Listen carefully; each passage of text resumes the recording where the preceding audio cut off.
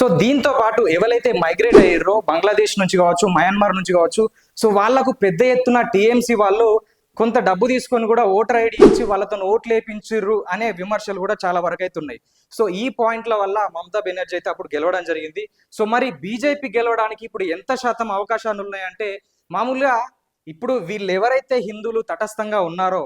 So వాళ్ళలో కొద్ది శాతమైనా, కేవలం 5% వాళ్ళనైనా ఇటు బీజేపీ వైపుకు తిప్పుకుంటే ఖచ్చితంగా బీజేపీ అక్కడ అధికారంలోకి వచ్చే అవకాశం ఉంది కనుక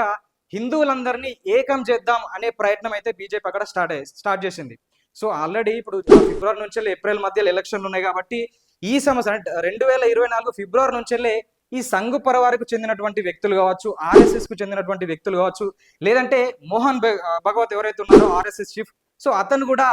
మళ్ళీ వెస్ట్ బెంగాల్కి వెళ్ళి అక్కడ కొన్ని మీటింగ్స్ చేయడం, తర్వాత అక్కడ ఉన్నటువంటి హిందూ ఓటు బ్యాంకును బీజేపీ వైపుకు తిప్పే ప్రయత్నాలు అయితే కొనసాగుతున్నాయి.